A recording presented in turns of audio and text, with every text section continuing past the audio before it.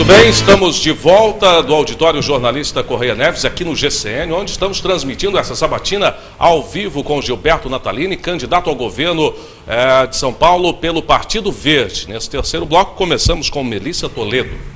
Candidato, uma das propostas do senhor na educação é ampliar o ensino integral para o ensino médio. Como que funcionaria isso na prática? Antes de responder, eu queria só terminar aquela coisa, a questão da educação sexual. Eu queria dizer que eu e a minha esposa em casa fizemos educação sexual para o nosso casal de filhos.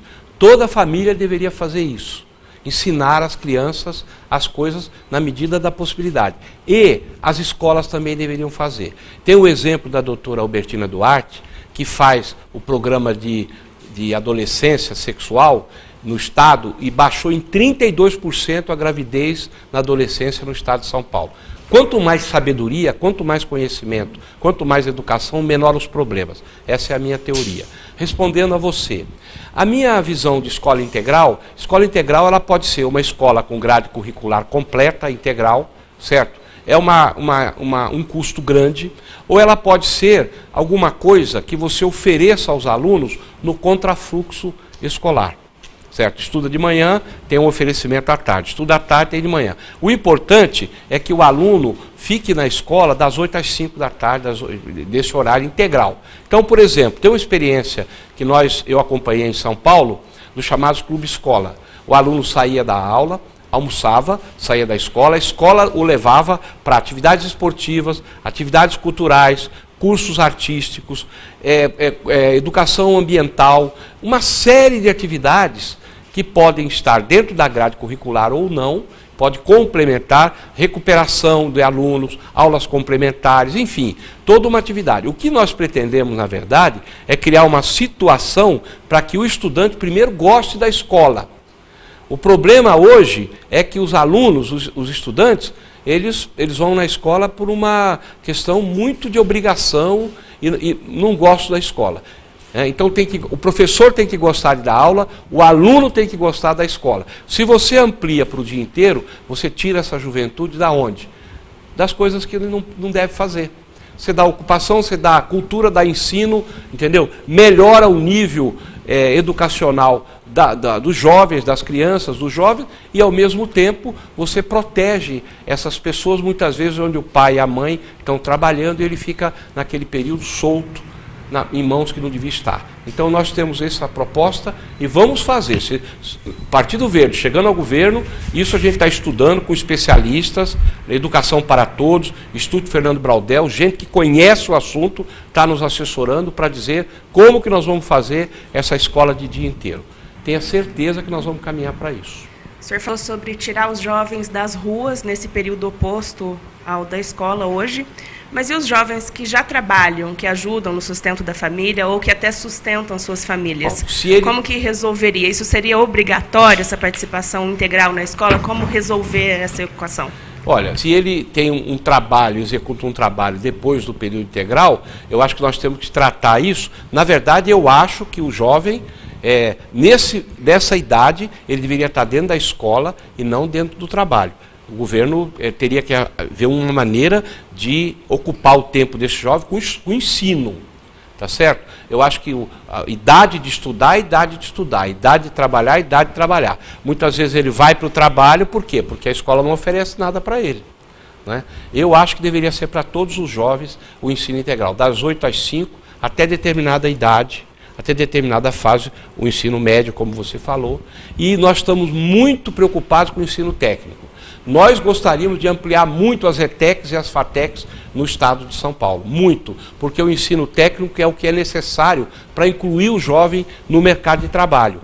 Hoje o mercado de trabalho precisa do jovem que tenha curso técnico, tanto curso médio como curso universitário. Então, um governo do Partido Verde ampliaria muito a oferta de ensino técnico, que ainda é pequena para a demanda no estado de São Paulo. Mas a realidade é que hoje existem muitos jovens, existem de 16 a 18 anos, que trabalham e sustentam suas famílias.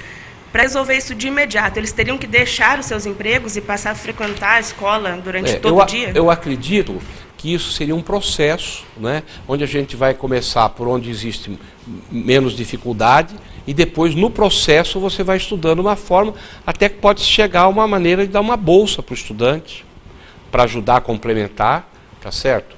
E se o governo chega nisso. Então eu acho que deve ser uma coisa progressiva, você não vai decretar de uma hora para outra que o menino que está trabalhando deixe lá e venha. É uma implantação progressiva, mas na minha ideia, na minha visão, na nossa proposta do Partido Verde, é o aluno que está em período até o ensino médio ficar na escola 8 horas por dia. Essa é a nossa proposta.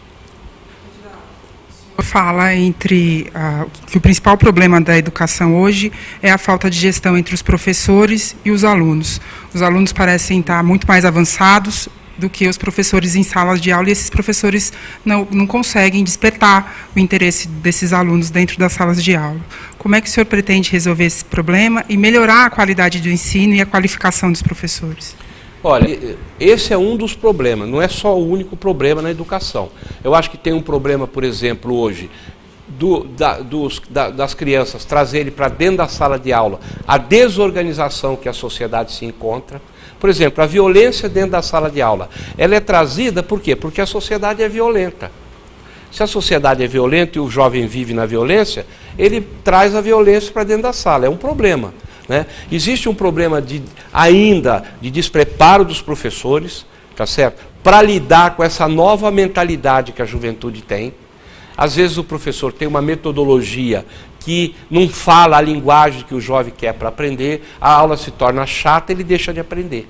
Ele nem presta atenção na aula. Existe o problema salarial dos professores, que é sério, tem que melhorar o ganho dos professores, mas eu acredito sinceramente que nós temos que dar uma virada na maneira como a escola trabalha, né? Principalmente nas grandes cidades. Na maneira, a escola tem que se preparar para uma realidade social diferente de quando eu fui aluno e outros aqui com a idade um pouco maior foram alunos. Então, tem que informatizar, tem que falar uma linguagem. Às vezes o aluno vai na internet, pega muito mais informação do que ele recebe numa aula na escola.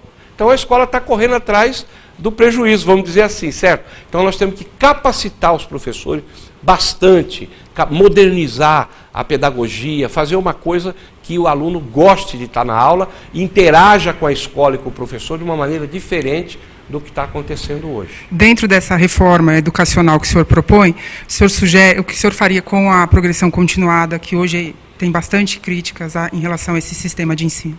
Eu acho que tem que achar um meio termo.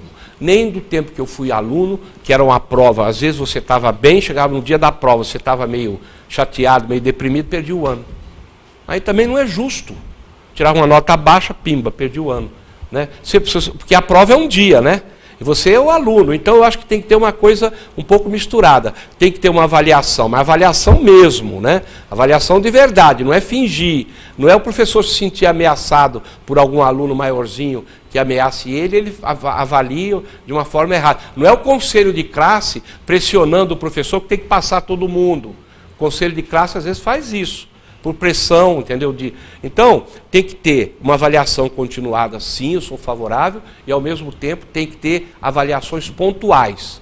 Pode chamar de prova, do que você quiser. Pontuais, para que a somatória dessas duas coisas é que vai fazer o aluno caminhar ou não. O que não pode é o jovem sair depois de 8 anos da escola sem saber ler e escrever. Isso é que não pode.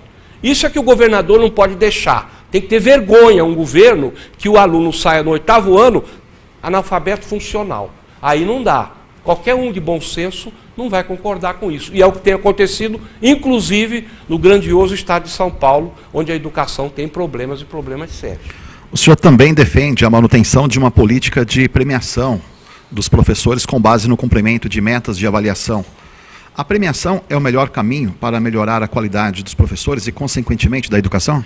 Não é. O melhor caminho é uma política de cargos e carreira, que faça o professor se sentir bem, que ele trabalhe numa escola só, que ele seja concursado, tenha a garantia do emprego, não é que ele possa ser ameaçado a ser demitido a qualquer momento porque está contratado precariamente. Então, isso sim é política de recursos humanos com os mestres e os profissionais da educação. A premiação é uma coisa a mais, não é o principal, é uma coisa a mais, para aqueles que se esforçam mais, porque você sabe, na minha profissão, por exemplo, como médico, tem aqueles que se esforçam, se dedicam e não depende do que ele ganha de salário, ele está atendendo o doente com carinho, com afeto, e tem aqueles que às vezes ganham bastante, então a premiação é para aqueles que se dedicam de uma forma mais... Mas não é o principal é um plano de cargos e carreira para os profissionais da educação. Se o senhor for eleito, o senhor vai manter o atual sistema de premiação de professores? Nós estamos estudando, avaliando, eu acho que tem que mudar uma série de coisas, a gente tem conversado com muita gente, tem muita opinião diferente nesse meio, entende? Muita gente que dá opinião e muitas opiniões diferentes. Então o que nós estamos fazendo? Nós estamos fazendo uma questão de bom senso. Aplicar aquilo que seja factível, que tenha recursos do Estado para aplicar e, ao mesmo tempo, que faça o processo avançar. Candidato, o senhor também defende a disseminação da microinformática nas unidades de ensino estaduais. Como que o senhor pretende fazer essa disseminação? Quanto custaria essa implantação? Um minuto. O custo exato de quanto custa a gente não sabe, mas não é uma coisa de derrubar governo. É factível. É factível, depende de você ter prioridade para fazer. Escola sem informática é brincadeira, gente. Hoje todos nós com o celular, o próprio aluno vai para a aula, pega o telefone que ele tem e fica, ao invés de assistir aula, ele fica olhando as coisas na internet. Então nós temos que ter não só uma preparação para as pessoas aprenderem a manusear a informática, a internet, aprender isso aí de forma mais organizada, como o próprio equipamento, os laboratórios, etc. e tal, os equipamentos, as máquinas para os alunos usarem. A nossa intenção é essa. Eu acho que qualquer um que governe com responsabilidade teria essa preocupação. Obrigado, candidato. Chegamos ao fim deste terceiro bloco da sabatina com Gilberto Natalini, do Partido Verde. Daqui a pouco, no quarto bloco, mais perguntas de jornalistas e você pode participar no politica@gcn.net.br. É o GCN na cobertura das eleições 2014.